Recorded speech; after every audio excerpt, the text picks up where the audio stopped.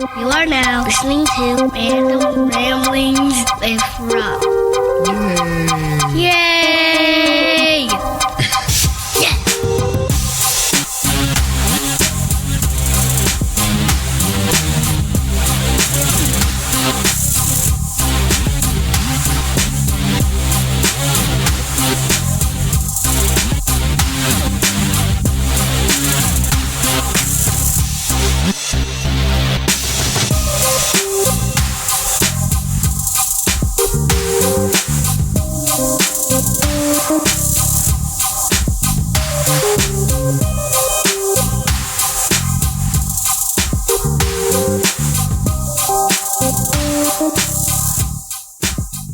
What up, everybody? This your boy B-Rob, and I'm back with another edition of the Random Realms with Rob podcast.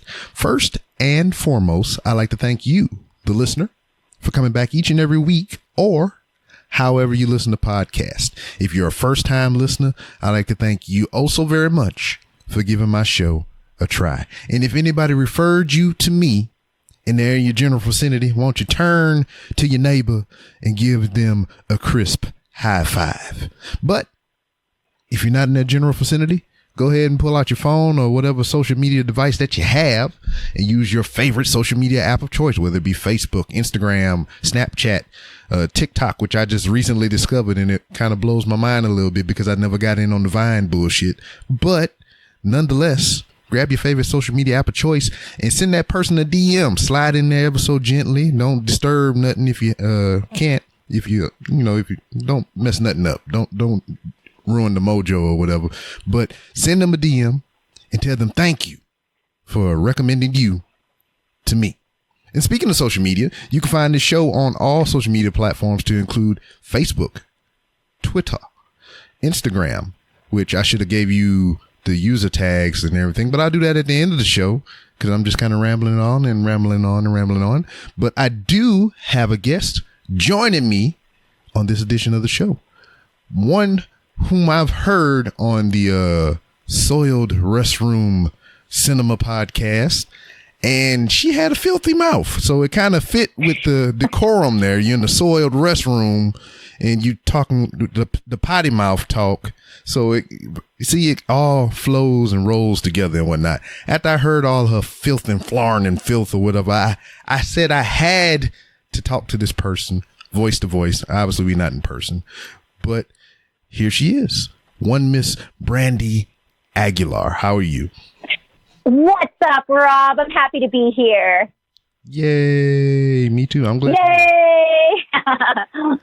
But how'd you even get hooked up with someone as astute and prestigious as One Honor Night on the Soiled Restroom Cinema? Well, he actually contacted me on Instagram. I think he saw some of my comedy skits, and I think he saw the most recent movie I was in, Clickbait, and I guess he was like, I'm going to interview her. And obviously I was excited because believe it or not, I've never been interviewed on a podcast before he interviewed me. So I was obviously super excited and jumped at the chance. And then you heard his podcast and messaged me, and I was like, this guy seems so awesome.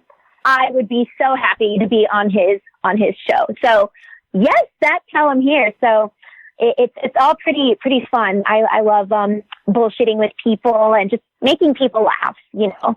Wow. So yeah. Yeah, because the thing that got me or whatever, because I forget what the name of the segment is on that show, where they is pretty much what would you rather be doing than watching this movie.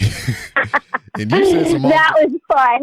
Yeah, you said some off the wall stuff like fingers in the butt and all that stuff, and I was like, oh, I wasn't expecting that, but it caught me off guard. It made me laugh, and I have thoroughly enjoyed it.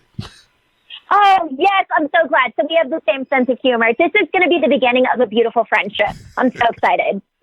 All right. Hey, 1 second. I got to give the little one a little hug here. Night, night. Oh, okay.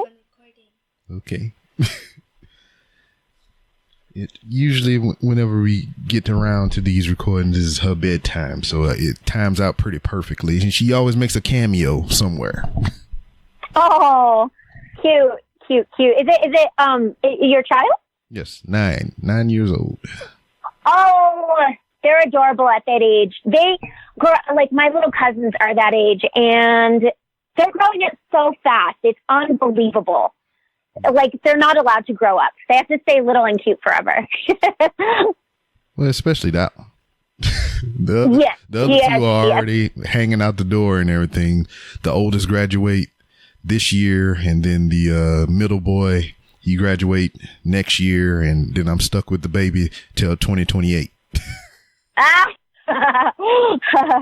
Yeah, no, enjoy it. I've seen my little cousins grow up, and I'm like, I miss them when they were that age. They're freaking adorable. Mm-hmm. Yeah, it goes by so fast. So there's no little ones in your stable right now? Oh, I have no kids. No. I'm not sure if I want kids. I'm kind of, I think because maybe of the acting thing, it's probably not going to happen. Mm-hmm. But I've never been incredibly maternal anyway. Yeah. I love enjoying other people's kids and everything like that. My friends are having their first kids. So, but I've never felt unintense need to be a mother myself. And people are always like, oh, well, do you hate kids? And I'm like, no, I absolutely love kids. It's just, I don't know, that maternal instinct for some reason isn't in me. And maybe it's because, I don't know. I mean, one of my idols is Lucille Ball. So she didn't have her first kid until she was 40. Yeah. And that was like back in the 50s before they had, all this in vitro things and everything like that. And so it was unheard of back in the 50s. So I think if I do have kids, it probably won't be maybe until I'm a little bit older. Yeah. And when you talk about her being well into her 40s or whatever, my mother had me when she turned 40. Yeah, it's super possible. Yeah, it's definitely very possible. Every woman's body is just so different, and it's definitely possible out there. And some women in their 20s and early 30s have trouble having kids. I think every woman's body is just so different. Mm. So, but yeah, my mind is like, I'm not ready for kids anyway. Like, it's just such a scary thing for me personally. Cause I still, want to go out and explore and travel. And there's just so much I want to do. Not that you can't do that when you do have kids. But I guess, I don't know. I've always been kind of free spirited that way and wanting to travel and explore the world and such. And then a lot of that stuff would lead to kids anyway. So, I mean, you might luck up and get a double combo there. You'd be out on a trip to Maui or something and get knocked up. So who knows? Oh, let's hope not. That would be, lots of bad decisions and, ooh, yeah. Well, I'm going to go ahead. I'm going to knock on wood for you right now. So there you go. Yeah. But you previously spoke about a movie that Honor Knight found you in called Clickbait. I mean, when did that come out? Was that this year? It was filmed actually 2 years ago. Mm-hmm. Sometimes movies will take a little bit to come out because of like editing and post-production and everything. And it just came out this year, streaming wise. So you can stream it like on Amazon Prime and, what is it? Amazon Prime, Vudu, Xbox. There's YouTube movies and Fandango. It's like I'm missing a fifth one, Fandango. So, yeah, it's really exciting, and there's some cool stuff about Clickbait that I'm not allowed to divulge in yet, unfortunately, but some pretty cool stuff is in the works for next year. So I don't want to get in trouble, or else I would totally be saying what is in the works, but I might get in trouble. So I can't say anything, which makes me sad. But once I do find out, then I'll be able to say stuff. So I'm excited. So I'm going to hold you to that. Whenever you do have the info and you can divulge, I want you back here so we can talk about it. Oh, totally. Of course. You're going to be the first person I tell. I'll email you right away or message you and be like, guess what? Now I'm just scrolling through your catalog here on IMDb. You got a lot of shorts and TV series that you was on for a couple of episodes here and there or whatever. But the thing that's popping out to my eyeballs and whatnot is the eggos commercial here. Is that a commercial or what is that? It was a TV commercial. It was that was when I was 11, so I was really little in that. Yeah, that was my first SAG job. So I don't know if you're familiar, but SAG is the Screen Actors Guild, and it's for it's like for professional actors. So that was my first SAG job, very first official acting job I booked. And I still make fun of it to this day. I didn't even know commercials could go on IMDb. So I just noticed it popped up one day, and I was like, oh, all right then.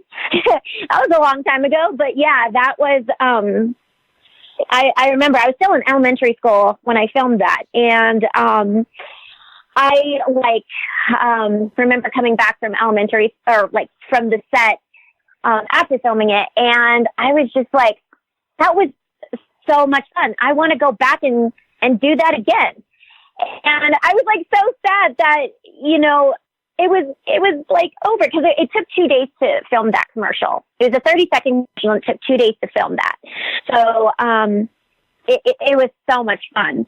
And if you get a chance to watch it, it's actually, on retrojunk.com. I stumbled upon it years back. And I was like, am I that old to where something a commercial I did when I was little was on retrojunk.com?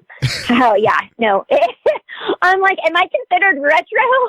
That's awful. But yeah, it aired on Nickelodeon and Disney at the time. And it was weird because, all the kids in my class saw it, and most kids were pretty supportive, but I think maybe a kid or two got a little jealous. But that's normal at that age, because at that age, your brain is not completely developed. So I think, if maybe another kid does something maybe that not a lot of kids get to do, you don't know how to handle it. Mm-hmm. And I can't say I was, bullied or anything. But I would say most of the kids were pretty supportive and thought it was cool. But a lot of the kids, not a lot of the kids, maybe one or two kids, maybe picked on me a little bit. But I mean, I look back and I'm like, that's probably, something a lot of child actors went through in school. Cause I still went to regular school, but I mean, there's so many child actors in, Los Angeles. It's kind of normal, where I live. I don't know what state you're in, but here in California, especially in LA, I think everybody has kids that are in the business or were in the business. I went to junior high and high school with so many child actors. It's pretty normal. Whoa, hold on. Yeah. Hold on real quick. I don't mean to cut you off. I'm sorry. It's fine. This is pertaining to you, the question I'm about to ask, because those who listen to this show know that I am a professional wrestling fan, and I'm scrolling through your IMDb. Yes! Hell yeah! And I see a credit for Championship Wrestling from Hollywood, which I'm familiar with. I haven't watched it in a while, but I know what it is. And you were a ring girl on there for 9 episodes or whatnot. So, hold on. Was this just a job for you, or are you a legit wrestling fan? At first it was just a job. Mm-hmm. But it sounded really fun that I had to do it. And I'm not even joking. That was probably one of my most favorite jobs I've ever had. I have so much respect for all those wrestlers. They work their asses off for what they do. I have so much respect for them. They work so hard. They're so talented too, and they get beat up. I saw the action close up for how banged up they get. Oh my freaking God. I am surprised that they are not in wheelchairs 24/7. Yeah. It is intense what they go through.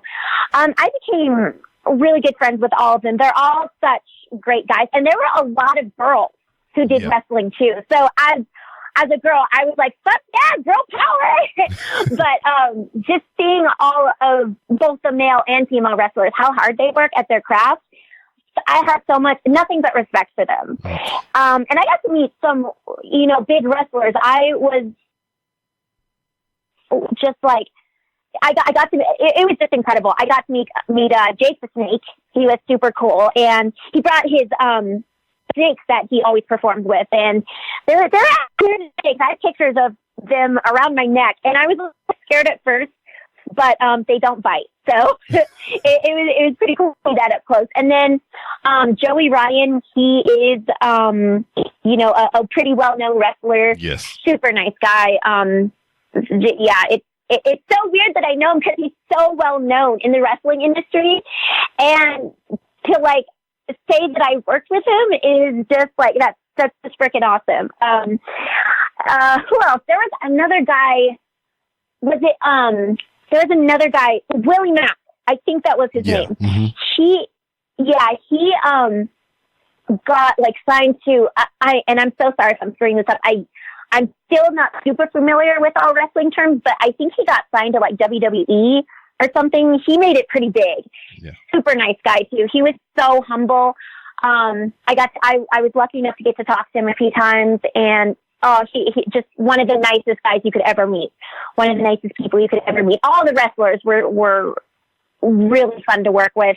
And if you're a diehard wrestling fan, and you're listening to this right now, definitely watch Championship Wrestling from Hollywood. They're all just mega talented, and it's incredible that, I got to work with them. I have nothing but good things to say about that show. It was so much fun. So much freaking fun. Word. Do you keep up with any of them currently? I try to. I miss doing the show. I love doing the show. So I made a lot of friendships on there. I keep in touch with a lot of like the crew that was on that show, like, on Facebook, Instagram. Sometimes I'll, once in a while, I leave a comment on one of Joey Ryan's pictures, or he'll leave a comment on one of mine. I unfortunately don't keep in touch with the other ring girls. I'm not sure where they're at, but they were super sweet. I still have pretty much almost all of the, the wrestlers on Facebook and such. But it's a hard industry to break into. Just like acting, wrestling, I imagine is super hard to break into. So, they're really inspiring at how they, keep at it, and they're gaining a fan base and everything like that. And Championship Wrestling from Hollywood has been doing really well. So I missed going to the show. It was so much fun. And it was free for the public to go to be in the audience. So, getting to, talk to the audience, and a lot of them brought their kids who also are growing up loving wrestling. So it was fun for the kids. And just a great all around experience. I honestly have nothing bad to say about being on that show. It was so much fun. Would you take, oh, go ahead. I'm sorry. Would you take Joey Ryan's dick flip? Oh my gosh. Yeah, didn't he do like something?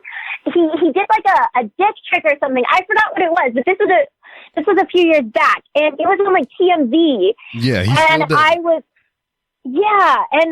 like, I know that dude. I bragged to some of my friends. I was like, I see that guy right there on TMZ. I worked with him. He's awesome. Great guy. Super nice. And I don't think anybody has a bad thing to say about him. He's such a great person. And just to hear that he did like a dick trick on camera, I'm like, fuck yeah, that's Joey Ryan. I know him.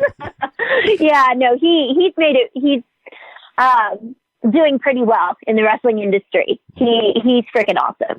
No. And yeah, go ahead. Go ahead. Sorry. No, I'm just still scrolling back and forth and everything. Him and his, and I guess his dick now. Him and his dick are very famous. So yeah, he's making it. He's doing great. that is his moniker, famous dick wrestler Joey Ryan. Exactly. And he one of his like signature looks is like the lollipop and sunglasses. Yeah, he is he's pretty awesome. I'll let him know. I have to tell him to listen to this. Maybe you could interview him for one of your next shows. That would be cool. Well, I'm sure he would. That would be very cool if you can make that happen. I would not object to it at all. I would try to reach my hand through the computer and grab his dick so he can flip me. Oh, I'm sure he would love that. Like it'll be a little brotherly love, it's, between two men, a little man on man love. Nothing wrong with that. I'm just kidding you, but just a little bit, not a lot. Just a little bit, he even makes guys, question their sexuality. I'm kidding. No, he attracts both the men and the ladies. So yeah, I'm sure he'll be flattered to be on your show. Word. I'm going through your freaking profile here or whatnot. All the different characters that you played, I know a lot of them you were yourself on, but all the character roles that you had to play, which one do you think was your favorite role to play? Out of, that is a really good question, and that's a hard one to answer. I think every role I've played so far helped me grow as an actor. Mm-hmm. It sounds silly, but for fun, as just a fun hobby, I'm really into astrology. If it's true or not, it's fine. Like, I just still think it's fun. I'm a Gemini, so Gemini, they always say Geminis have a lot of different personalities. Yeah. Yeah. So for me, I honestly feel in real life, I don't feel like many different personalities. I think maybe my two personalities are just the way I am now talking to you and hungry for food. But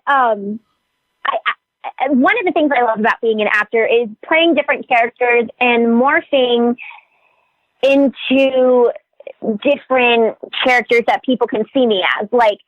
And I think that satisfies, the part, me as a Gemini, it satisfies me as a Gemini playing all these different characters and different personalities and everything like that. So clickbait, I was Emma. Emma's a very nerdy bookworm. She's kind of almost, I want to say the way I see her is maybe antisocial. She's opposite from her best friend, because the best friend is popular, gorgeous. And Emma is kind of deep down inside jealous. Because Emma's everything opposite of that. She's homely. She doesn't have very many friends. She's not very popular, with the boys. And, but then, championship wrestling from Hollywood, for example, I was a ring girl, so I had to wear, lots of makeup and, be a little bit sexy in a sense. Whereas Emma was completely the opposite of that. She was homely, just nerdy, and a lot of the parts. A lot of the times though get called in for auditions as the quirky best friend, which I think a lot of people see me as, and that's totally fine. Emma is the best friend in clickbait, so I do. And a lot of times get, called in to read for the role of the best friend or get cast as the best friend. But, every character that I've done has been, very in contrast with each other. So, and it satisfies the Gemini part of me. So I love it. And I've been acting since I was 10 years old, as you probably see on my IMDb, and I'm never going to quit. It's just who I am. It's just a part of who I am, who Brandi is. and for anybody that hadn't seen any of your movies or whatever, would you say Instagram would be kind of like a peek into the window of your range and whatnot with the different wigs? Yeah, Instagram and YouTube, because on YouTube that's where I do my comedy skits and everything. Instagram, I love social media. Social media has helped my acting career in so many ways. It's helped me, meet people who have the same sense of humor as I do and can appreciate, my comedy skits and my crazy sense of humor. And it kind of nice. I get messages, sometimes saying that I, have a person maybe has had a bad day. And my skits have helped them put a smile on their face. And that's that made me happy. Like, that's what I aim for. And that's how I know I'm doing what I was meant to do. I feel like I was kind of put on this world to be kind of like the jester in a sense. You know, everyone needs a jester in their life, someone to make them laugh. And I feel like that's me. You know, I put on this earth to entertain and just make people laugh, whether at me or with me. It doesn't matter. You know, that's all I want to do is make people laugh. And I got inspired, you know, growing up. I liked Mad TV. I watched Mad TV, a lot as a kid. And that's kind of like what inspired me, to really go into, you know, sketch comedy. I don't know if you've ever watched Mad TV back in the day, but it was hilarious. So, and SNL and such. Yeah, from what I'm scrolling through here, it don't look like you have too many comedies under your belt that I can see anyway. Right. You know, a lot of the comedy that I do, I wrote myself. You know, because I think I have my own idea of what I find funny. Yeah. Comedy is very subjective. Yeah, because comedy is very subjective. Like, you know, some people are going to find me hilarious and other people are not going to think I'm funny. And that's okay, because I know comedy is different for everyone. It's one of the most subjective things in the world, and it's not going to be everybody's cup of tea. Like, I have had people tell me, I just don't find your skits funny. And it doesn't offend me. It's okay, because everyone is entitled to their own opinion. And it would be very narcissist of me to think that I'm going to be funny to everyone. You can't make everyone happy, unfortunately. As much as I wish I could, I know that I'm not going to make everyone happy. Yeah. And that's how I approach the comedy thing. You know, not everyone finds Mad TV, you know, hilarious. There's comedy movies out there that everyone found funny that I didn't. So, you know, everyone's sense of humor is going to be different, very different. Now, in the topic of social media, you did say that you enjoy using it or whatnot, but what are some of your woes, some of your drawbacks to being on and having, you know, to do your job kind of through social media and whatnot? Drawbacks, negativity, I'll put that out there. You know, it's sort of my generation. I'm, you know, a millennial, so we pretty much my entire life we've had social media in one way or another, you know, and the internet, you know, starting with MySpace. If you remember MySpace back in the day. Oh, yeah. That caused a big controversy because at the time, when MySpace was popular, for most of that time, I was underage. So they were like, you know, creepy men, you know, trying to get in my inbox all the time. I mean, I'd block them and everything. But to get back on topic, yeah, social media has been a part of my life. Wow, for almost my entire life, it seems like, and the internet. So I want to say I'm almost used to it. That being said, I think some drawbacks can be, that's a good question. I would say,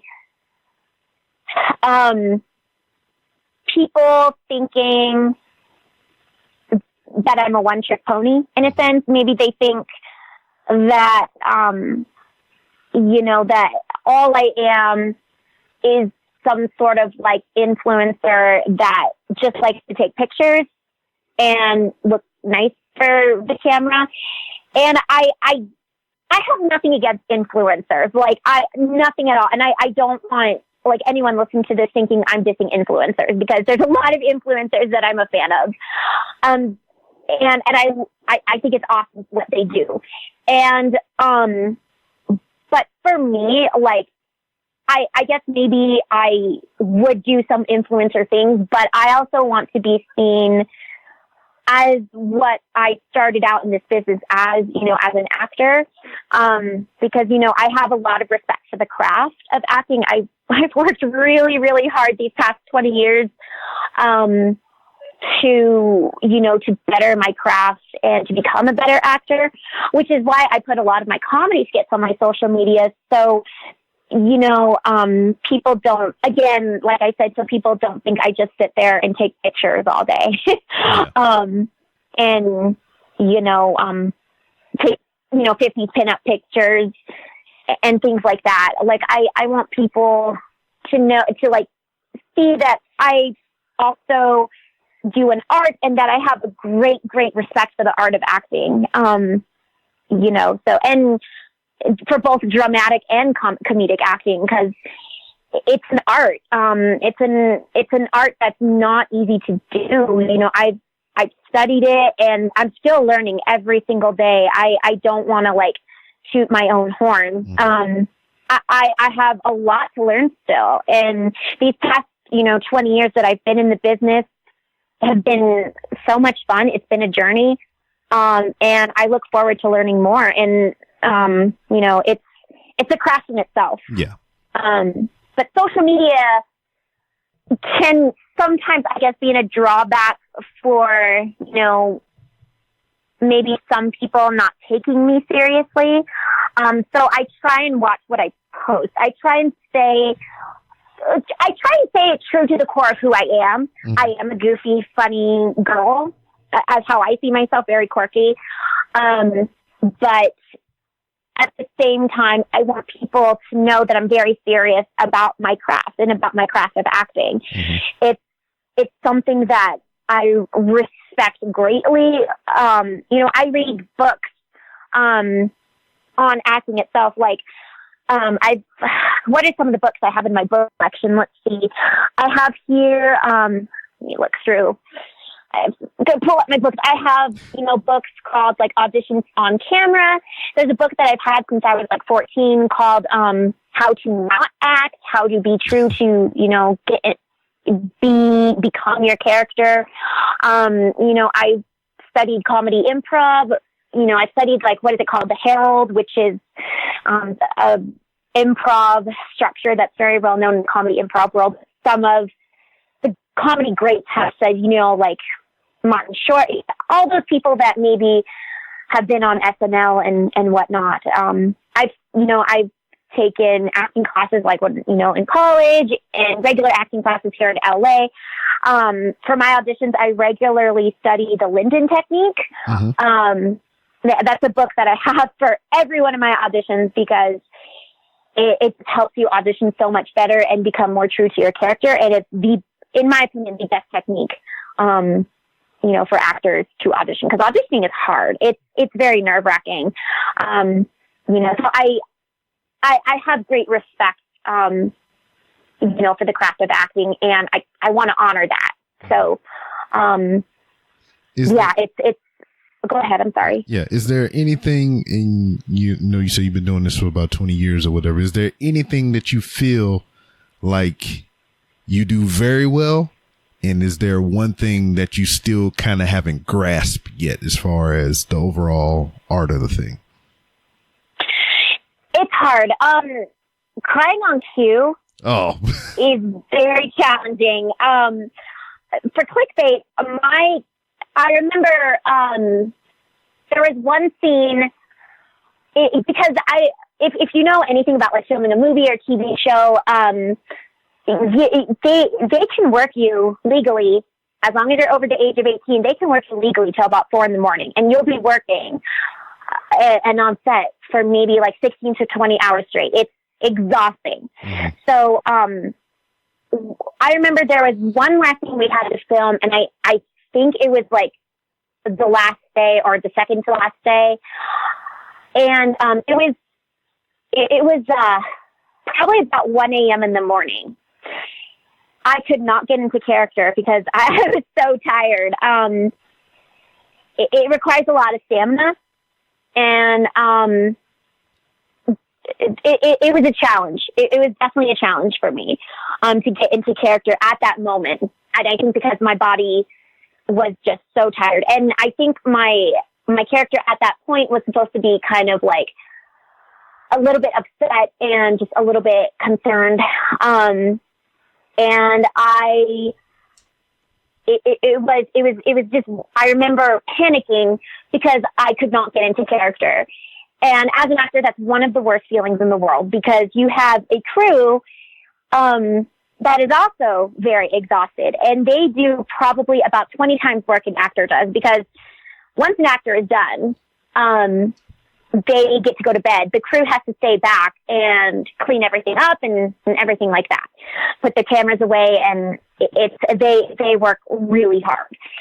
And so in my mind, I'm thinking the director and the crew probably all want to kick my ass right now because I cannot get into character. It's such an awful feeling, and it makes you feel like you failed as an actor. Another thing that I'm noticing I have trouble with is sometimes memorizing lines. And even when I get into like the emotions, and this has been I should say, when I say memorizing lines, I would say maybe paragraphs of dialogue. Some people can grasp paragraphs of dialogue in an instant, and I unfortunately have never been one of those people. And I could never figure out why. For a lot of auditions, they sometimes want you to memorize, some actors can memorize like 7 pages in a night, and I cannot do that. No matter how hard I try, I just can't do it. So I always, like to have the script in hand, at security. So I would say those 2 things have been hardest. And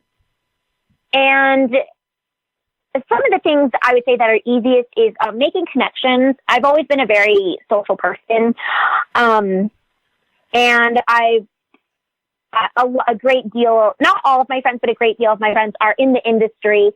And I met them because I liked their work and I wanted to work with them. And they're the most inspiring people I can be around. They're always super motivating. They're all talented themselves. When I'm around other people in the business, it's one of the happiest feelings in the world. They motivate me to become a better actor, and they motivate me to keep working on, the craft and everything like that. So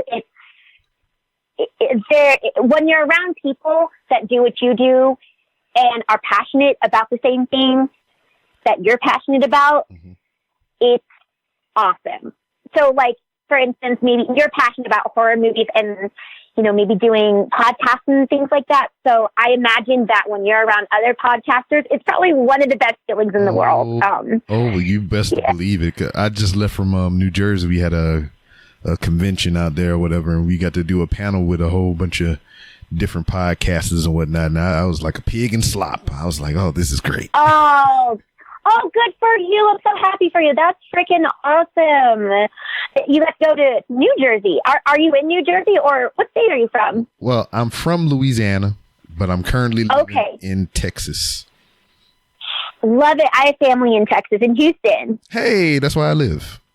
That's where you live? That's awesome. Oh, man. You guys get floods there, huh? Like pretty bad floods. Yeah. That's no fun. Yeah, when it rains, it rains. Oh, my goodness. Yeah, we've got earthquakes and fires, so it's kind of like pros and cons between Texas and California. But good for you. That must have been really fun. Yeah. And that's really cool for your kids, too. Like, they get to brag about their dad. Yeah, my dad's a podcaster. That's pretty cool. Yeah. Now, you talk about earthquakes in California and everything. I'm segue off a little bit.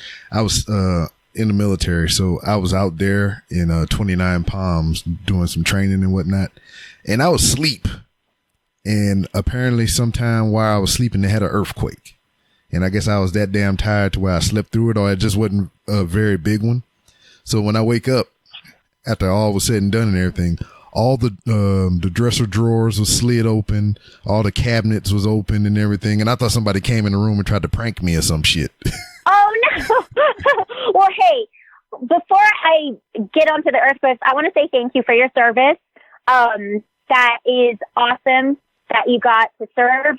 Nothing but respect for you and the rest of, everyone that served in the military. I have quite a few cousins actually that have served or are currently in the military. So thank you. And to get to the earthquakes, actually, it's funny because my cousins used to live in 29 Palms when my uncle was in the military. So I'm very familiar with that area. Yeah, so California is earthquake central. And we're kind of used to it.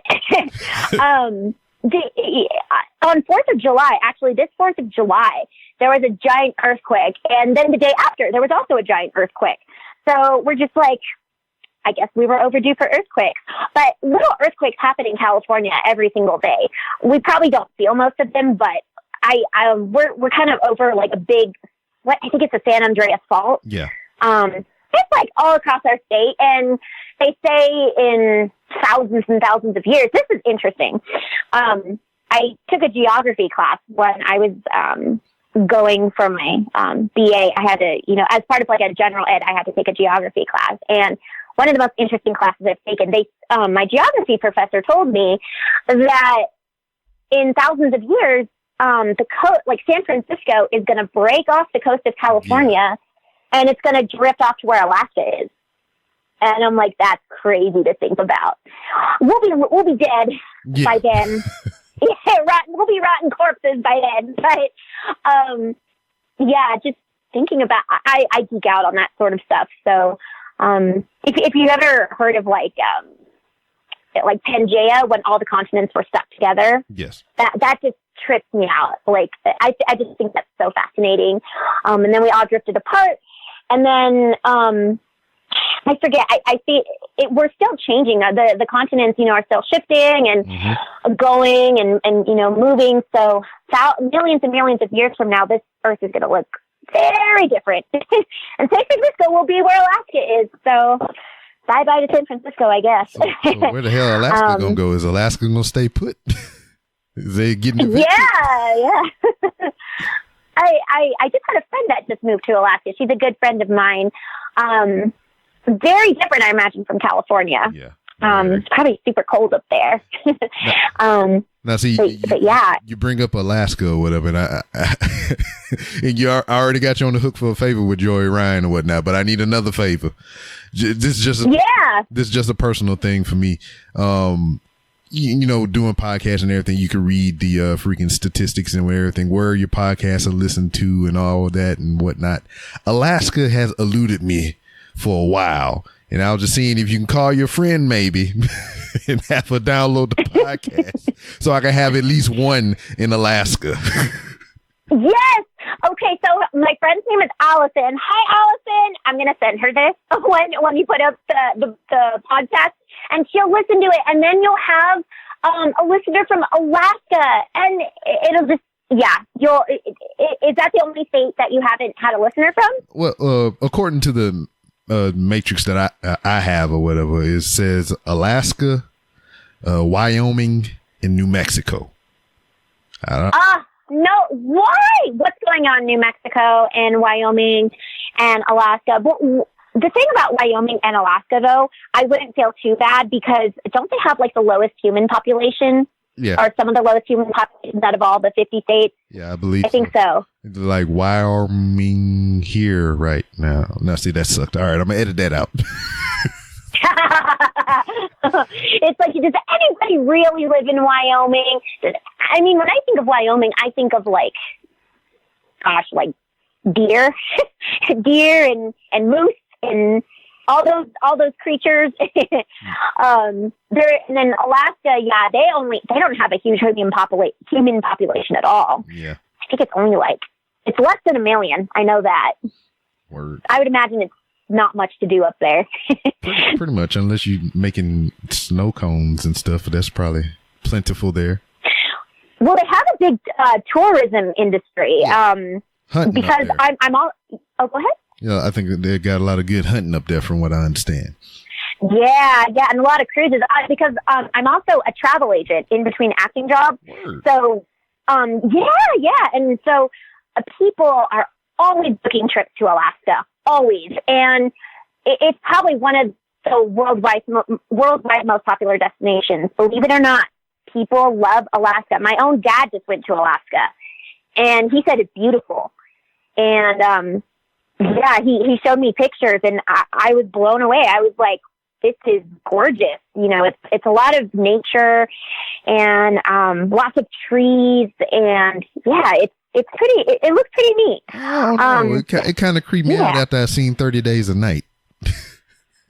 That creeps me out too. So see, I wouldn't want to live in Alaska. It just seems, it's a little bit too slow for me. I think because and especially being a born and bred California girl, I think if I moved to Alaska, I think I would get so bored out of my mind. I'd be like, what is there to do? Yeah, I heard there's like a big meth problem up there, and I'm like, well, because there's probably nothing to do. There's nothing to freaking do up there. Yeah, but make meth. Yeah, but smoke meth and do drugs and yeah, just pop the pipe and yeah. to kind of backtrack a little bit, we talk about being around your peers and learning from each other and whatnot, and you know, just kind of learning from your environment. You were on the iconic television show General Hospital for one episode or whatever. What was that whole experience like? That was surreal. General Hospital has been around years before I was even born. Same. And so many people, famous actors were on General Hospital.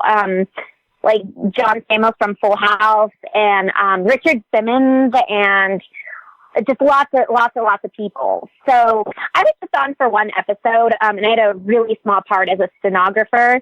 And I've actually never seen the episode, to be honest with you. But it was really neat. And I've actually taken a few workshops with the casting director of General Hospital. His name is Mark Teschner. Great guy. Very inspiring and very just... I've learned so much from him about the auditioning process, you know, what casting directors look for in actors, and it just going to those workshops are very inspiring. So, you know, just getting to like just even say I was on that show, it's an honor. So, and I have a lot of actor friends that have been on that show too, because Mark Teschner, he's very very accessible to actors and always willing to, you know, give great advice. And he's just a very inspiring person that I love listening to his advice. And it's nice to hear the perspective of a casting director and get, you know, read a scene for him, tell, you know, and getting to hear from him what he liked about your performance and what you can work on. Mm-hmm. And as an actor, no matter how famous you are, there's always something that you can do to improve your acting. I'm going to be honest right now. I am not a perfect actor. Like, there are times when I flub. I'm not going to, you know, pretend that I'm a know-it-all, because I'm not. I try and be very humble about this. There are times where I come out of or, you know, do an audition and I'm like, that was not my best. I really sucked. And I could have done better. We're always kind of beating ourselves up. So I try and, you know, celebrate the successes that I've had, of course. But I know that I can always improve as well. So, but General Hospital, to get back to your original question, I sort of veered off topic. I'm sorry. It was very, very neat. Big studio. It's filmed, you know, in the heart of LA, Silver Lake, and yeah, it's pretty neat. Everyone was really nice. Soap operas are very different, because yes, very different, and especially filming on soap operas, it's very fast. You know, so the leads if you're a lead on a soap opera, there's a lot of pressure on you, because it's almost, it's kind of not like other acting jobs. Like if you're filming like another type of TV show or a movie, they go really, really fast. Very, very fast. It's very fast paced. So if you're a lead, you have room maybe to fuck up your line maybe once or twice at best. There is no room to do 30 takes of your scene. So you have to be extremely prepared. You know, so it's not like a movie or another TV show or anything else where you can just, you know, sometimes flub and say, oh, can we do that again? And, you know, yeah. you have to be extremely prepared. And I have so much respect for the lead actors, because they have a lot to memorize too. Yeah, because don't they yeah. film those shows week to week? They do. They film those shows week to week. So it's tiring. And, they kind of have like hours that are like kind of almost like 8 to 5, 9 to 5. Kind of like normal work hours. As if you were in a normal office job, it's kind of like that. So, I was shocked at how fast paced it was. It goes by fast. And the director, because you're under such a time constraint, the director does not take shit. They are strict. They do not fuck around. They are not there to fuck around. They're there to do a job, and that job is to get the soap opera episode filmed. So, and the actors are there to do a job. And when they say quiet on set, you better fucking be quiet on set, because they will escort you out off set if you misbehave. They have security. They will escort you off set. You cannot fuck around there. I remember actually, getting back to that, when I was doing the Eggos commercial as a kid, I got in trouble a few times for fooling around. But I mean, I was a kid, so that's just what kids do. They fool around, they get bored, they get antsy. I wanted to play, and when you're a kid, when you're a child actor, they can only work you so many hours, because if they work you over a certain amount of hours, it's against the law.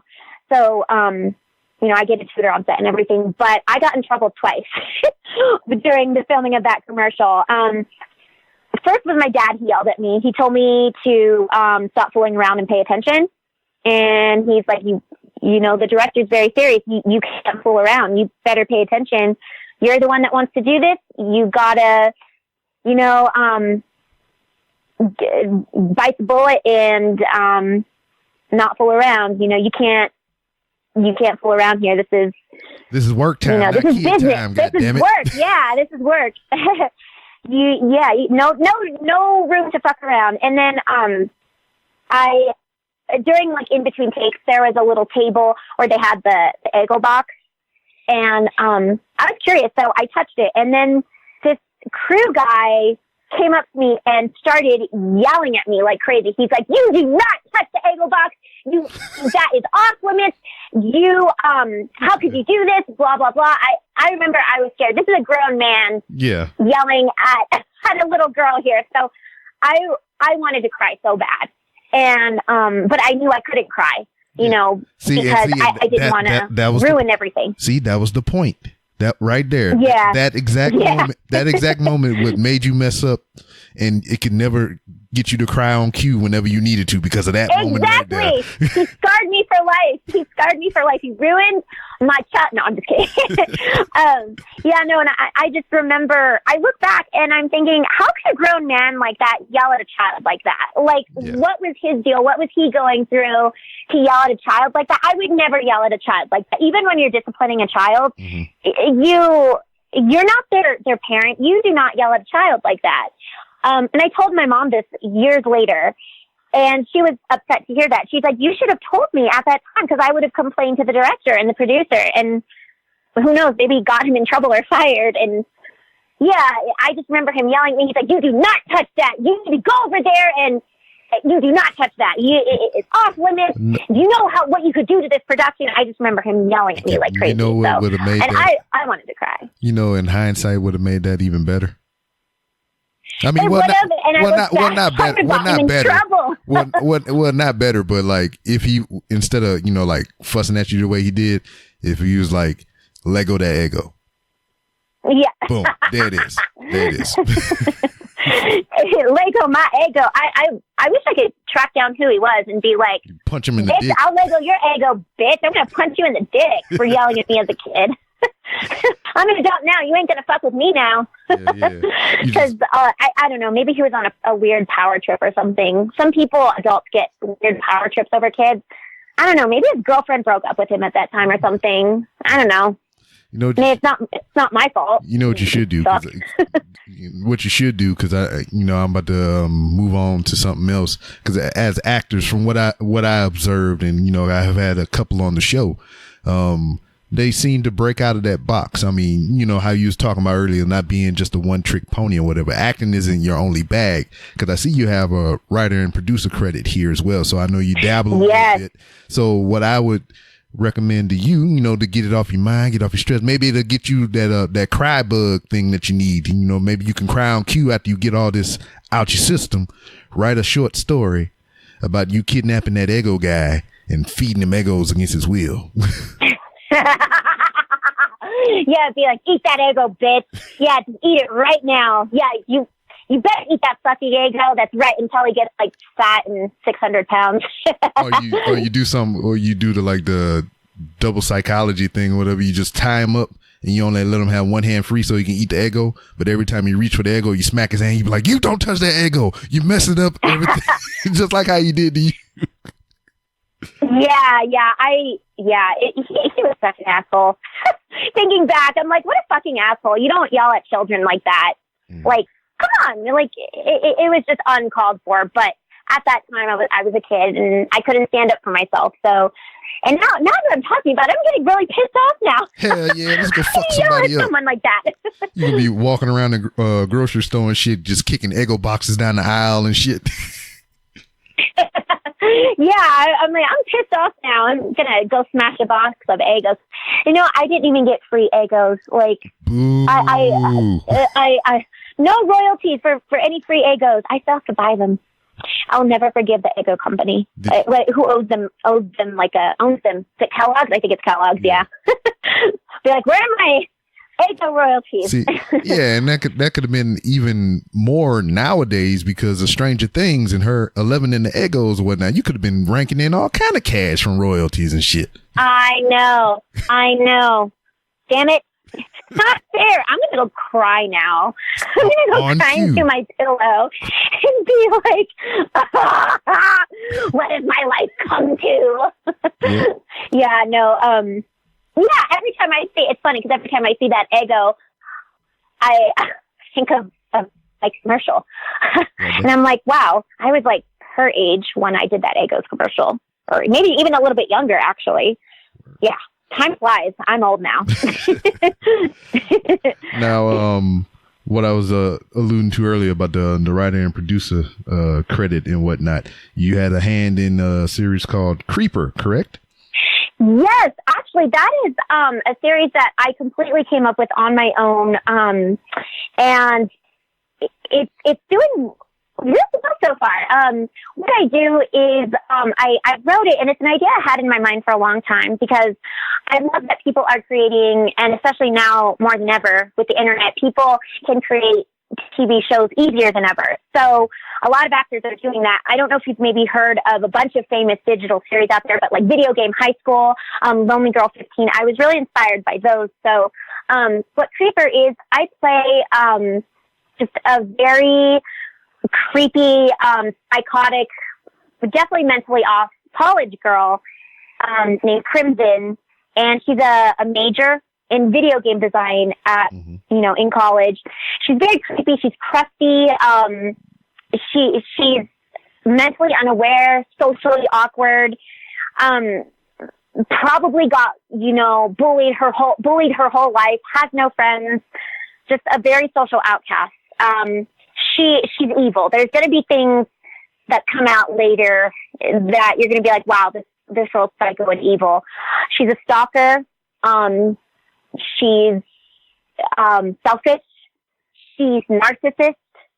Man, you kind of narrowing it down to some things or whatever. Is this somebody you know, or you trying to tell us somebody? It's actually very funny. Pretty much 90% of this idea for this series was inspired by this vlogger that I found on this crazy guy on YouTube. And he's not acting though; he's for real. He makes videos. He's about maybe 45, and he makes videos on how he deserves a girlfriend. And you could tell he's mentally off. He's not all there. Like, he's definitely a few French fries short of a Happy Meal. He's very scary too. he like goes on like rants and like talks to himself, and he like has stalked women before. He makes videos on like himself, like saying, "Hey, you know, date me. Why won't you date me? I'm a great guy." You go, just I'll send you his videos, because he's disturbing. It kind of reminds me of the. It kind of reminds me of the bagel guy that we've just been recently seeing. The one that was in that store, got tackled by the guy. Talking about the little short dude. You never seen that video? I'm gonna have to send you a video now. You gonna send me videos? You gonna send each other videos? Yeah, you gotta send me that. No, I haven't heard of that, but there's something mentally off about him, because I think he got arrested for like hitting on a 16-year-old, and he's like 45. So yeah, it's creepy. And I'll send you stuff. I don't want to say his name on your podcast, because I don't want him hunting me down. I'm legitimately kind of scared of this guy. I've never met him in real life, but he's just so scary that I can't even believe he's not in like a mental hospital right now. He's off. And so I got inspired by him, unfortunately, as an artist, and was like, you know, I can make a show about this. So I filmed the show with my camera phone to make it seem authentic and real, to make it seem like I'm, you know, my character is real, to, you know, have people connect with it more. And it's gotten 50,000 views so far. So, and people believed me for a moment. I had to tell them, no, this is fake. And, I want people to be scared of this character. I've always wanted to play a psychotic character where, it creeps people out. So hopefully I'm doing that. I wanted to creep people out. I want this character to make people feel uncomfortable. I want this character to be cringe, very cringy. Yeah. So it's been fun so far. I've written it. I can do whatever I want with it. And, I want her to be creepy and leave people feeling very uncomfortable. Because there have been performances that I've seen in movies and TV shows where, I was just blown away by their performance. Like I saw Kevin Spacey, who actually did turn out to be a creep, unfortunately. Yeah. Which was a shame, because I always really respected him as an actor. It's a shame that he's such a creep. But anyways, I was blown away by his performance in American Beauty, because his character was in love with a teenage girl. And I guess to be fair, the apple didn't fall far from the tree. Turned out he was a pedophile. Yeah. But I was blown. But before all this stuff came out, I was blown away by Kevin Spacey's performance. And I found it fascinating. I was like, God, how can an actor, just give a mind-blowing performance like that? And it's been like that for me with a lot of actors in movies that I've seen. So countless movies that I've seen who played evil, unlikable characters. And that is one thing that I haven't really done yet, was play an evil, just straight up evil and unlikable character. So I get the chance to do that in the series Creeper that I'm writing and starring in. So, hopefully, I can creep a lot of people out. You creeping me out right now just talking about it. Oh, that's good. That's good. To kind of circle back around and everything, you was talking about General Hospital and the way they film things and whatnot. And you did say that soap operas are different from any other medium that we see on television, which I agree to, because as long as I can remember, even up until this day, my mother has watched soap operas. She's recorded them. She would watch, well, when she did work, when she was able to work, she would go to work and they would record throughout the whole day. She'd get off and then she would watch them in the evening, rewind the tapes, set the recorder again, go to work, record them all that day, and the cycle repeats. And till to this day, she still watches soap operas and whatever. And General Hospital was one of the ones that I can remember her watching, and freaking Days of Our Lives and all that shit, which made me grow to hate soap operas or whatever, because I knew if she was watching them, because this was way back when she was watching soap operas, I couldn't use the fucking TV. Or if she was recording, soap operas, I couldn't watch none of my VHS tapes. So that's how I grew resentment toward the shit. You know, you're like, Mom, turn that shit off. It's getting me depressed, or it's so much drama. Have you ever watched a Spanish soap opera? Oh, Telemundo. Oh my God. Oh my God.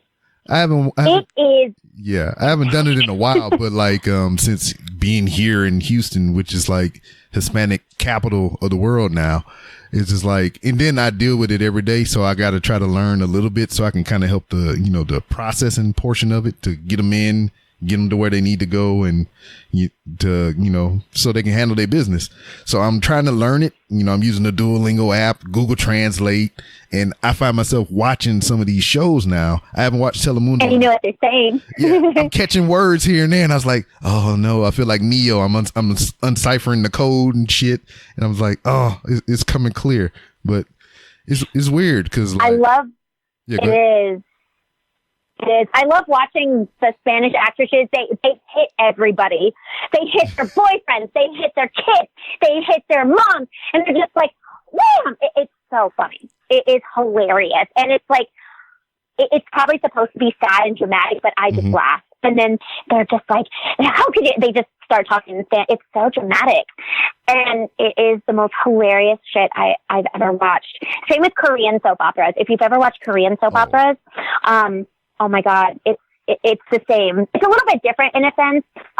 Yeah, because it's Korean. It's Korean. It's a different culture, but they're still just as as passionate as the Hispanic soap operas are. It's very funny. Soap operas in general are hilarious. I went to England last year, best experience of my life, and their big soap opera over there is EastEnders. And super dramatic. You can tell everything out is filmed in London because A, it's foggy, and B, just like all the like Victorian looking buildings, and C, they're awesome accents. And but they're so nice. Like they're so polite in their British accents. They're like, oh, are you sad right now? Oh, okay, well fuck you then. You can fuck off. And when they say fuck off, it's in the most polite. It still sounds like they're very sweet and polite. It's hilarious. But yeah, EastEnders is their big soap opera over there in the UK.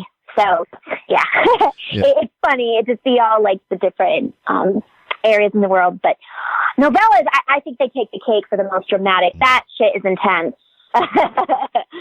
Yeah, like we was talking about the language and everything.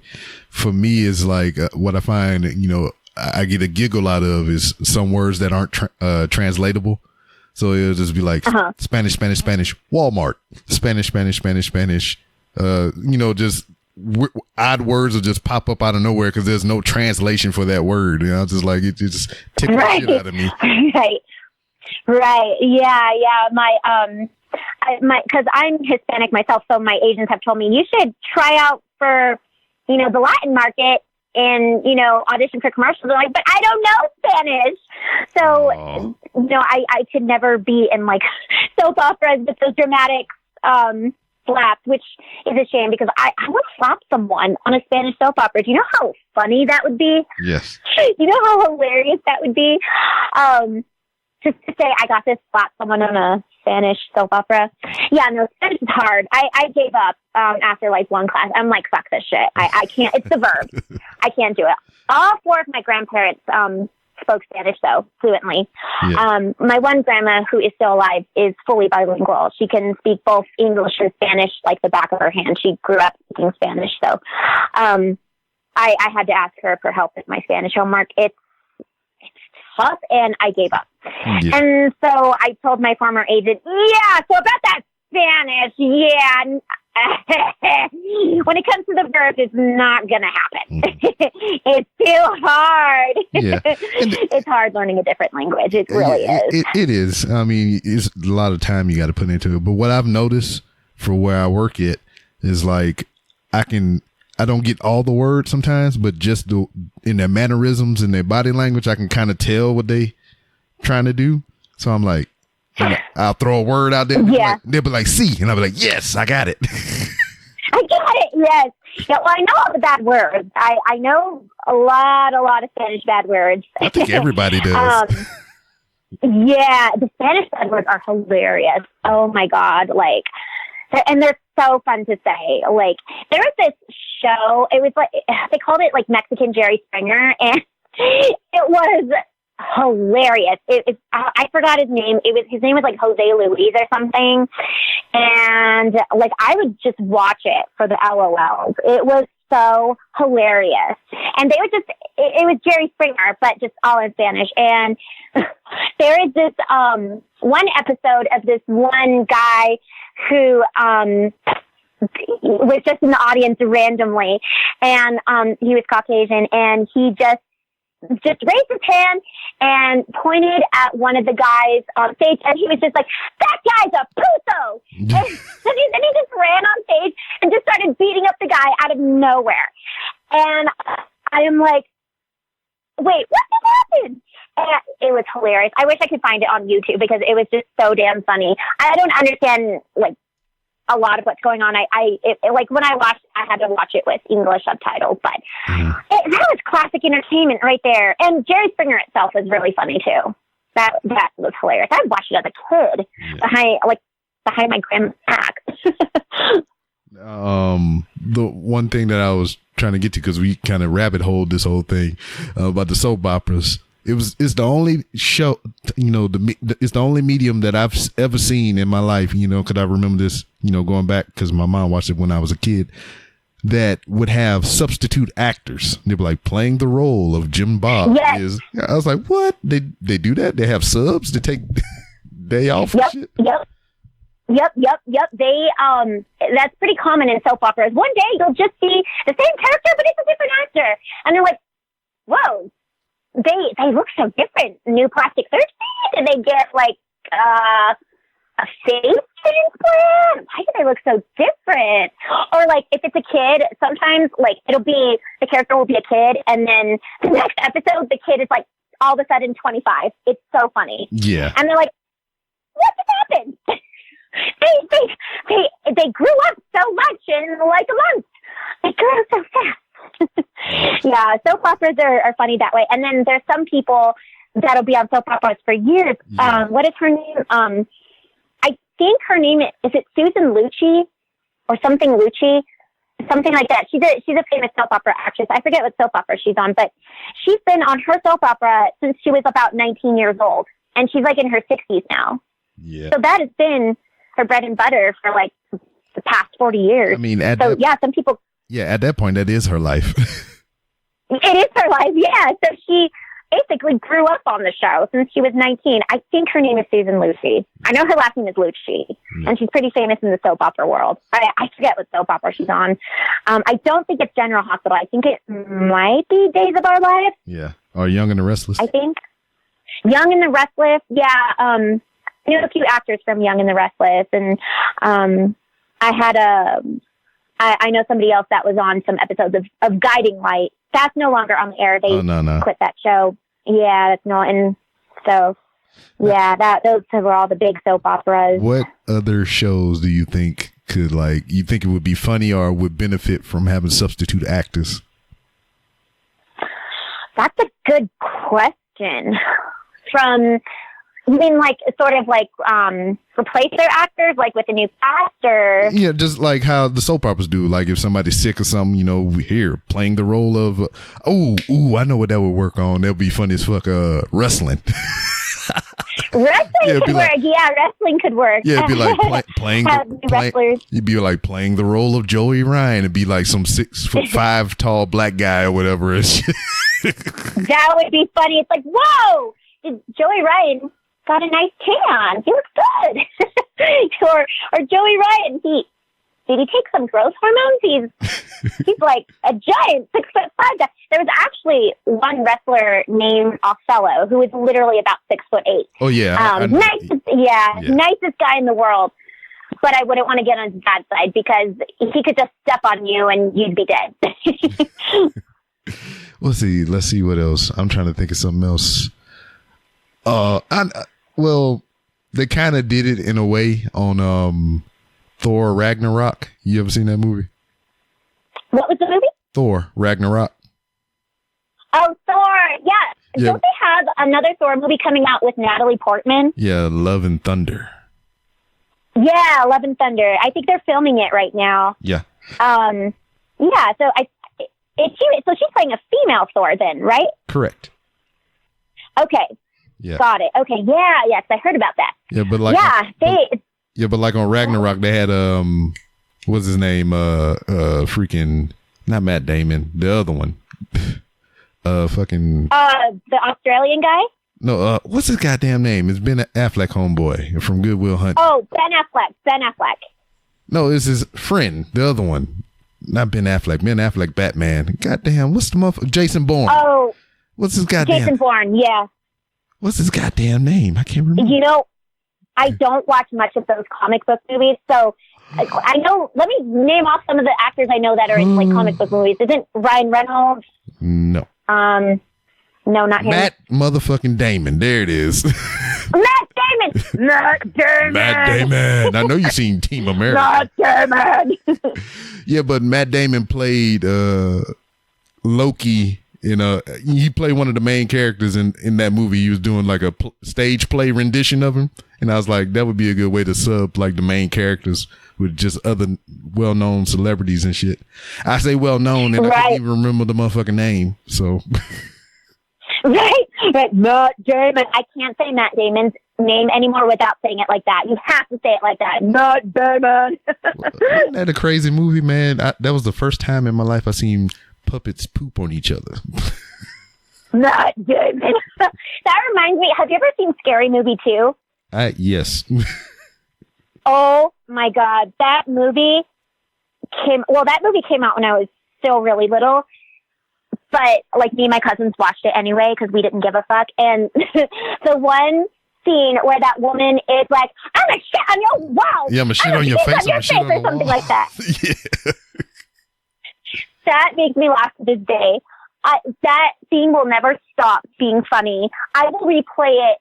Like, if I could, I would replay it every day because it's so fucking funny. And I just laughed just thinking about it. What did you say? It's like, I'm a shit on your wall. Yeah. I'm a puke on your... Or something. I forget. But oh my God. He was like, yeah. So funny. He was like, talk dirty to me. And he's like, whoa, not that dirty. Not that dirty. That's a little too dirty for me. That's wow. Yeah, that was funny. All those scary movies are so freaking hilarious. They need to make more. Didn't the last one have like Charlie Sheen in it? Yeah, I think like the last 3 of them, because it was 5 of them in total. So Scary Movie 1, Scary Movie 2 was all the Waynes, and then I think they sold the property off, and they did 3, 4, and 5 with another company. Because those had like Leslie Nielsen in them, Carmen Electra, goddamn Shaquille O'Neal, and all kind of other crazy motherfuckers. They had Lindsay Lohan in Scary Movie 5. She made a cameo. Yeah. I was like, Lindsay! Yeah, just all those Scary Movie movies are so freaking funny. I laughed so hard at all of them. I haven't seen Scary Movie 5 though, but I did see the Lindsay Lohan cameo in Scary Movie 5. So I was like, Lindsay! Yeah. There's another. Oh, go ahead. I'm sorry. No, you good. Go ahead. Yeah. There is another movie that my cousin was watching once. It wasn't the Scary Movie franchise, but it was a parody. I don't remember what it's called. It was like a parody of I Know What You Did Last Summer. Oh. I think. Yeah. It was like. It had another long title like that too. It's like I Know What You Did. Yeah. The only thing I remember is that the main characters go to a high school called Bulimia Falls High School. Yeah. And I'm like, I shouldn't be laughing at that, but that's really fucking funny. Yeah, I don't get offended easily. I don't know if that's a good or bad thing, but I laugh at everything. Now, if you was to write a script, if you was to write a movie or whatnot, and you had to cast one lead male, one lead female, depending on, let's see, I'm gonna throw a genre out there so I can get your mind working because I'm being very vague right now. Let's see. I mean, you talk about horror stuff, you doing creep and all that. Let's do a comedy. So you're writing a comedy. Okay. You got carte blanche to pull in anybody to be main male, main female, whatever, who are the two actors that you pick? I say actors because I think this can fit female and male as well. Yeah, no worries. That is hard. There's so many good comedic actors out there. It's so hard to choose. Okay, so one of my favorite comedic actors of all time is Andy Kaufman. He's one of my biggest inspirations for my own comedy, honestly. And he did some shit with wrestling. He did what? I'm sorry? He did some stuff with wrestling too. He did. He was the women's wrestling champion. Yep. Good for him. Yeah, he went down in wrestling history. I watched a lot of his stuff on YouTube, and I think like he's a genius with what he did. For as short of a time as he was with us, he is probably, in my opinion, one of the best comedians of all time. He is so funny, very ahead of his time, and just brilliant. I'm never not laughing when I'm watching his stuff. He is the ultimate. He was trolling before trolling was a thing. Exactly. And yeah, he's a genius. So I would love to cast him. I would also love to cast Richard Pryor, one of my other great comedic inspirations, because he did not give a fuck. No, and I love that about him. And he is so funny. I've watched some of his stand-up, and I have a great respect for stand-up comedians. That's really tough to do. He is just so funny. He did not care. And he had a lot of charisma on the stage, and he was not afraid to go to, shake the envelope. He was not afraid to bring up controversial topics and find the humor in it and make fun of it. And that's kind of like what a lot of comedy is. We kind of make sometimes people uncomfortable with the things that we make fun of. Some things I will stay away from, but I like to open people's minds and be like, oh shit, did Brandi just really go there? And that's what Richard Pryor did. He went there, and he did not care. And I think he was also a comedic genius. I could see why he made it big. He was very, very, very funny. And I love watching his stuff late at night. He's a genius, absolute genius. Word. So we got your male lead, or one of two of one. What about female lead? Female lead, I already kind of figure where you're gonna go with that one, but prove me wrong.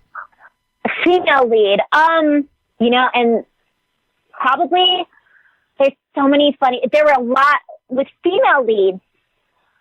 A lot of my favorite female comedians are on Saturday Night Live or Mad TV. Lucille Ball is hilarious. She didn't have to try hard. She just would walk in the room and she was funny. Carol Burnett, she is hilarious and adorable. Lisa Lampanelli, if you've heard of her, she is hilarious. She's a stand-up comic, not afraid to go there. She's basically a female Richard Pryor. She just says what's on her mind. She does not give a fuck.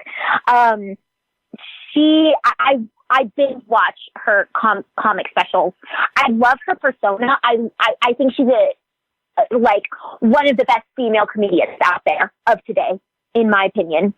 One of the absolute best female comedians. And she's paving the way for, all female comedians like myself.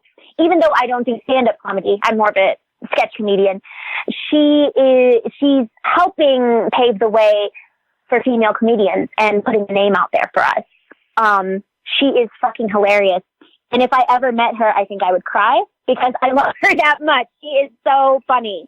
If you ever get a chance, watch one of her specials.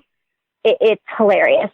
She is friggin' funny and very clever too. She's been on a lot of the roasts. I think she was on I forgot which. Yeah, she's pretty much on all of the roasts of like everyone of today. I think she was on the Justin Bieber roast, I think, and then she was on the Charlie Sheen. I think she was on the Charlie Sheen roast. She was in a lot of those roasts, and she just steals the stage. She's hilarious, and I think you have to just be born with that talent. Yeah. She's super talented. Yeah, she's freaking funny. And I would love to meet her. I would let her autograph like my left butt cheek. I love her that much. Well, be like, please autograph my colon or something. Well, I mean, she got two names and you got two butt cheeks. So I mean, you can do one. You can even it out. You just don't have to be all on one side. Yeah. I'd be like, hey, I'm going to tattoo. How about this? I'll tattoo your first name on my left butt cheek and then your last name on my right butt cheek. And it'll be Lisa Lampanelli forever. It'll always be on my ass. So when I say people can kiss my ass, they can kiss Lisa Lampanelli's ass too. Yeah, like, when I tell people to fuck off. Yeah, you can tell them to kiss my Lisa Lampanelli. There you go. Kiss my motherfucking Lisa Lampanelli ass. Oh man! And then I'll get her face tattooed on my ass too. Oh. She's funny. No, this is what you do. All right, I'm mapping out your body for you. I'm your GPS. You get a portrait of a face on the lower back, the tramp stamp area. Then you get the name. Okay, yeah, should be my tramp stamp. Mm-hmm. Yeah, that'll be the tramp stamp, and the name will be on the cheeks. Right up under. Yes. There you go. Boom. There you go. Portrait. That is amazing. Oh my God, you're a genius. Thank you. You need your own comedy show. I try. No, Lisa Lampanelli tramp stamp. Now that is fucking badass. Can you imagine waking up every morning and just saying, I have Lisa Lampanelli's face as a tramp stamp? Not everyone can say that. Yeah. And you can be the first and only. There you go. Even Lisa Lampanelli doesn't have that. and then like in every picture Lisa Lampanelli is in, I could be like her sidekick where I moon the camera in every picture she's in. See? And it's her face right there. It's like product placement. It's genius. See? We making moves, making $1 million moves right here. Oh my God. We're going to get rich off this idea. We could be like Lisa Lampanelli's PR and just be like, we'll advertise Lisa Lampanelli. We'll moon the camera at every event she's at. And we'll give her great publicity. We'll make her, we'll give her great publicity and make her a star. Well, she's already a star, but it'd still be fun. Double star. Double star, yeah. Mega out of this world star. Well, it's been enlightening chat with you, young lady. But this is where we put a pin. So hopefully I was entertaining. You were great. I had so much fun, and thank you so much. I'm honored for you to ask me to be on your show. You are awesome. Thank you, and I appreciate you giving me your time. Because I know you got a lot of creeping to do or whatever. I know you're a method actor, so you got to get into that role. You outside and leaping Lampanelli bushes and everything, looking through windows and whatnot. The tramp stamps. Yes, Lisa Lampanelli tramp stamps. Yeah, no, thank you so much for having me on your show. I'll tell everyone to listen to this. And I'll tell my friend Allie in Alaska. You can have your Alaskan listener, and I'll tell Joey Ryan to listen to this because I know he'll listen. He's really awesome, and unfortunately, I haven't seen him in person for maybe like 5 years, but I know that he would probably love to be interviewed by you, and it'll get a lot of exposure from the wrestling world because he's a head honcho in the wrestling world, and I'll talk to him for you if you'd like me to. Oh man, you doing me all the kindnesses or whatever. I had to put extra S's on that because I didn't know how to say it just regular. But before, you'll love Joey Ryan. He's so nice. He's super nice. You'll love him. So before you go, let everybody know where they can find you on social media and whatever else it is that you got coming up. Yes. Well, my name is Brandi Aguilar. My name is Brandi spelled with an I, so Brandi. You can find me on Instagram at Pixie Brandi. And then you can find me on YouTube. And my YouTube is Weird Brandi. Again, my name Brandi spelled with an I. And then you can find me on Twitter. My Twitter is not that exciting, I'm going to be quite honest. And it's just my first and last name, Brandi Aguilar. Usually I talk about boring stuff and things like that. And I have a personal Facebook for just my friends and family and people I know in real life, and then my public Facebook, which is just Brandi Aguilar. And then and then my production company that I'm putting Creeper on, you can find that too on both my regular Weird Brandi YouTube and my little production company I just started, Weird Brandi Productions, on YouTube. And you can see me in the movie Clickbait, which is available to stream for free on Amazon Prime, Tubi. I think I forgot to mention Tubi. Tubi, Voodoo, Fandango, YouTube Movies, and Xbox. And it's a fun movie. If you're catching for a new flick to watch, it's one of those entertaining movies that's just very playful and fun. And you can watch my comedy skits basically everywhere. So I hope you all had a great time listening to my bullshit. And thank you so much, Rob, for having me on your show. This is so much fun for me. Thank you for letting me bullshit with you. Word, no problem. That's what I'm here for. So you can just get it all out there. The bullshit is all over the floor, and somebody else got to clean that up.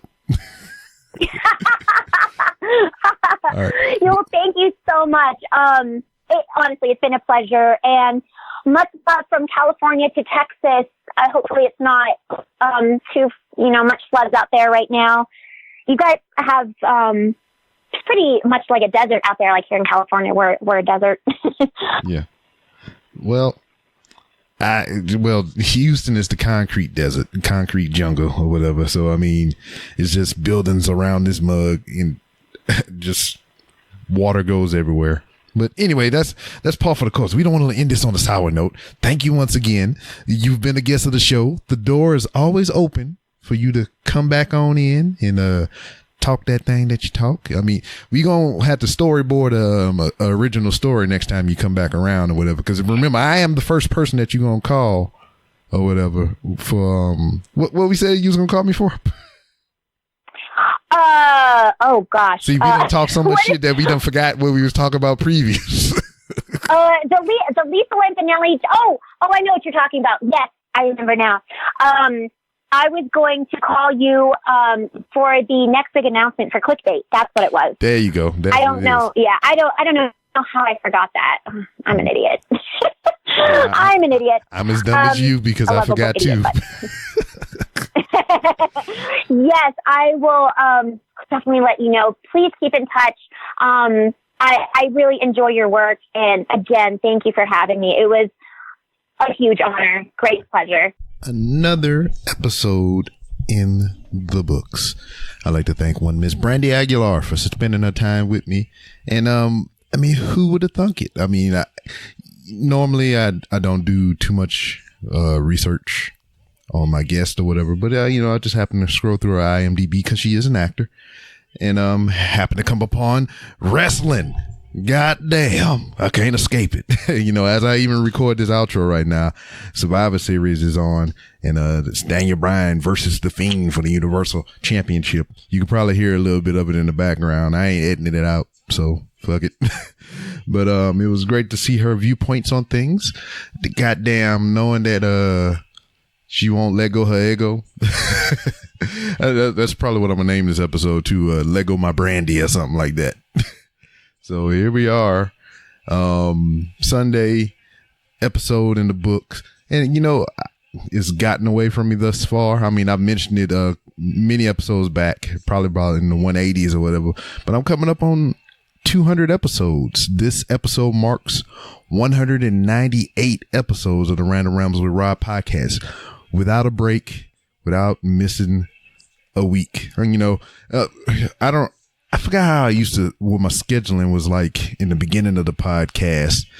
I don't know why I settled on Sundays or whatever, but that's what it is. So every Sunday since, I've been doing this, I've put out an episode. There's been weeks to where the episode came out on a Monday or something like that. That's usually the fallback anyway, because here it is late Sunday night as I record this, and more than likely nobody really get to it until Monday anyway. So, it is what it is. But almost 200 episodes, and in January will be 4 years. I don't know if I'm gonna do anything crazy for the 4 year. I don't even know if I'm doing shit for the 200. I'm probably not. I'm just business as usual. I appreciate that I've been here this long. I've made it this far, and this is amazing.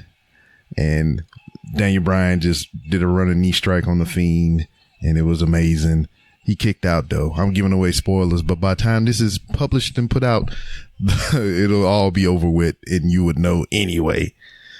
But we've done the H-Town Pod Fest. It just came this past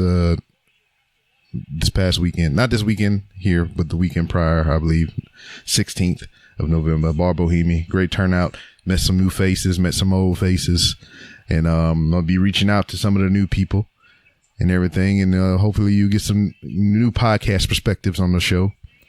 A couple of other things in the works behind the scenes for the Round and Rounds with Rob, when those things are in stone, concrete, whatnot, you'll be the first to know, other than me, because it's my business behind the scenes. But it's some great things coming up. I'm looking forward to 2020. I'm trying to get ahead of the schedule and put some things down range for as far as conventions and everything and whatnot. December 7th, NerdCon, second annual edition here in Houston. I don't even know the name of the building. I know I got the address. It's in the show description if you want to come pop up. But it's going to be awesome.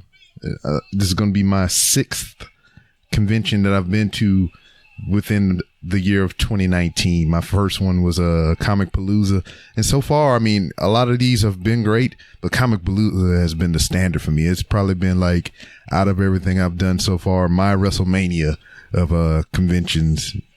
So that's what it is. I'm looking forward to the next one coming around, and this summer 2020 is going to be awesome because I'll be able to travel a little bit more. Kids will be doing summertime stuffs, and it'll be fun. This whole thing is fun. I like podcasting. Podcasting is cool. If you have an inkling to do it and you're listening to me right now, you should try it. And just remember, everything you try, you may not necessarily like, but you should always try something new. So I've said it. Anyway, you can follow this show on Twitter at 3R Show. You can follow this show on Instagram using the hashtag 3R Show. You can follow this show on Facebook or like it on Facebook. Just type in Random Rambles with Rob or facebook.com/3R Show.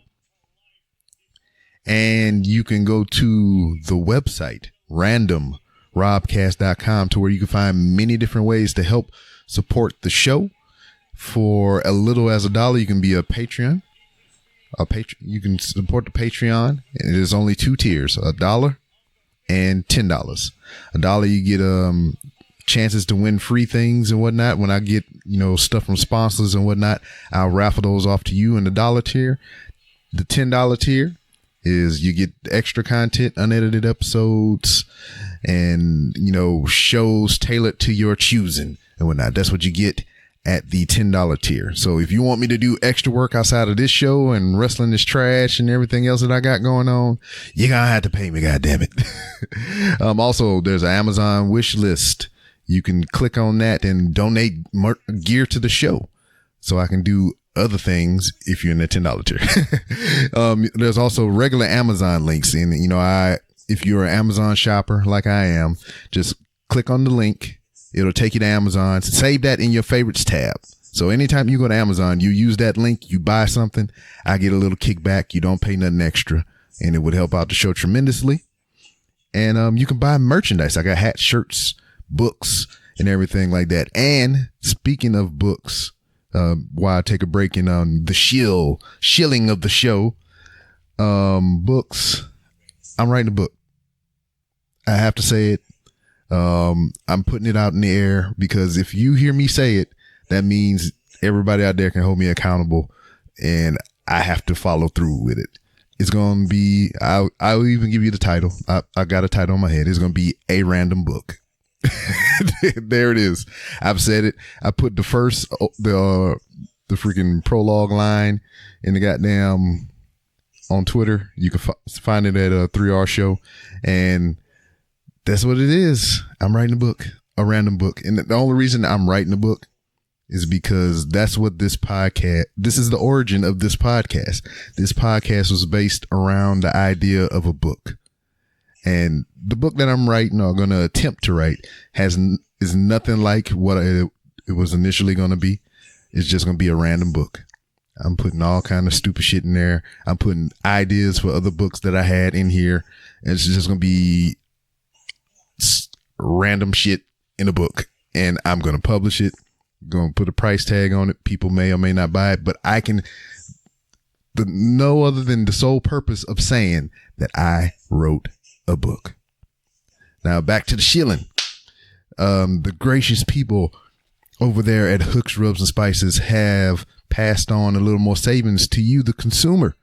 They have increased the percentage that they will give you if you use the promo code. It was 3R show, but the new promo code is random. So, I mean, if you use 3R show, you can still get that 10% off. But now, if you use promo code random, if you go to hooksrubsandspices.etsy.com or hooksrubsandspices.com, you can get 15% off. Just use that promo code random. So big ups to the people over there at Hooks, Rubs, and Spices for increasing that for y'all. Get you some great value on some great things for your foods. Put it on your meats, people. Put it in your mouth.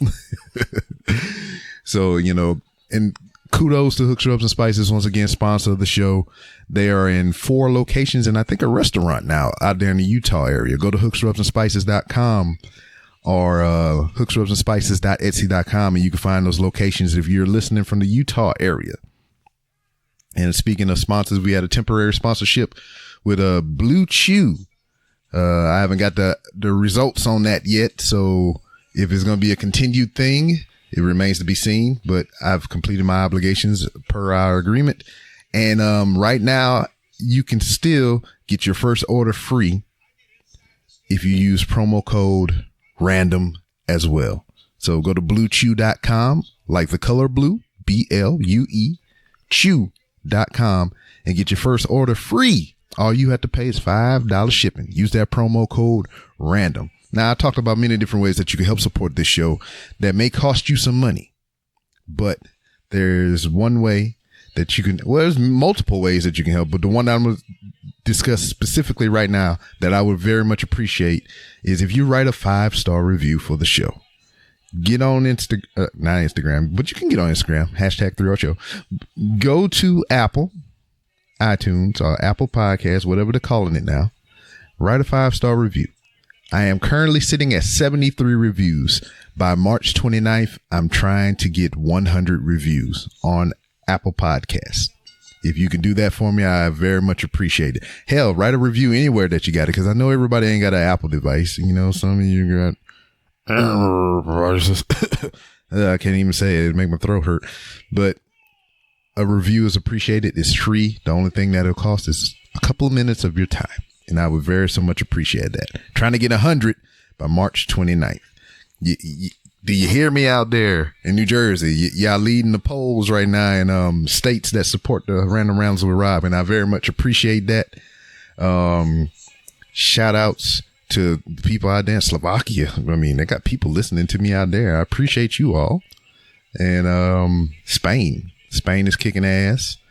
And yeah. I mean, it's great to have support from around the world, even if you might have clicked subscribe and just been automatically downloading these shits and forgot you was doing it. I appreciate that too, because at one point in time, you took a moment to freaking press subscribe and, get that for me or whatnot.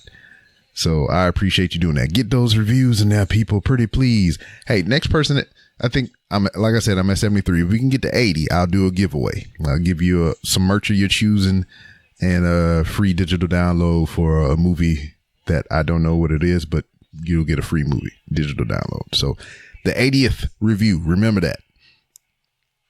So I think that's about it. Nothing else going on at the moment, but I appreciate you listening, and I'll see you next time.